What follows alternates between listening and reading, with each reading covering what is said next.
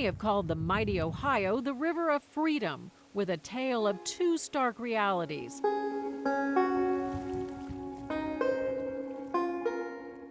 To the north, a former slave living in Ripley, Ohio, would work in darkness to free hundreds of enslaved people.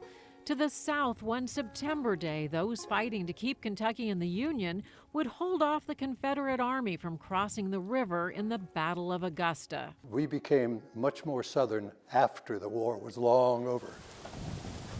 In that river town one spring day, Nick Clooney, in a long ago abandoned church, talked to me about his efforts to get the building restored and to preserve the stories it will help tell.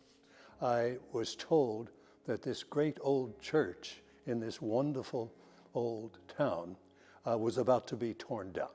The Clooney family bought the former Methodist Episcopal Church several years ago, and then local historians started talking.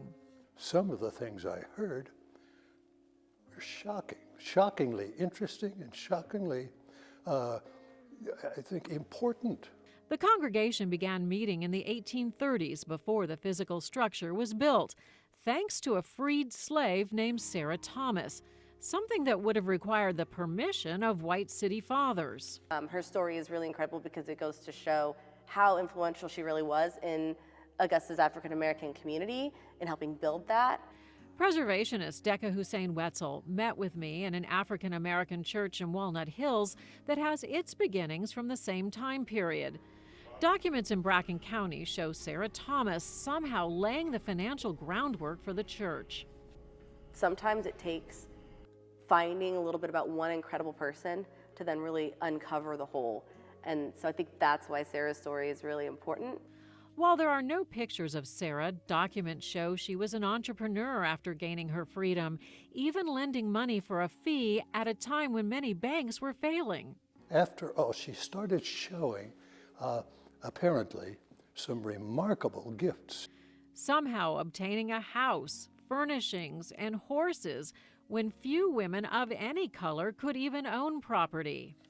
One of the things we have to do as historians, in order to verify this, we have to distinguish between folklore of the local community versus verifiable information. And to help with that, Cincinnati pastor and history professor Dr. David Childs has enlisted some of his students at NKU. While they pore through documents, other volunteers have also been inspired. One of the great things that conserving this little church will do is help us all to remember exactly what was true and what was mythological about our history in Kentucky. For months, they have been cleaning up the old church. And it's been flooded, a lot of times. The last one was 97, and it was up to about there.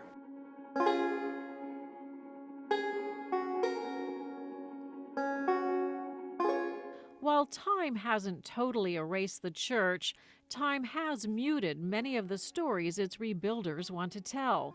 Stories of a strong Sarah, a role model and trailblazer. This project is so important because this is American history. We're giving voice to people that have been obscured.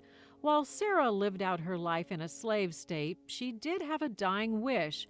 In her will, there is proof she bought freedom for her husband, Harry. She had breathed free.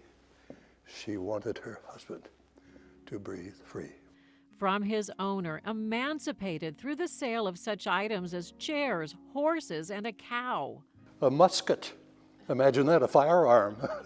Again, Sarah's words so influential, Harry would be allowed to cross the river to Ripley to live life in freedom, as the 1850 census shows. How did she do that? I have no idea.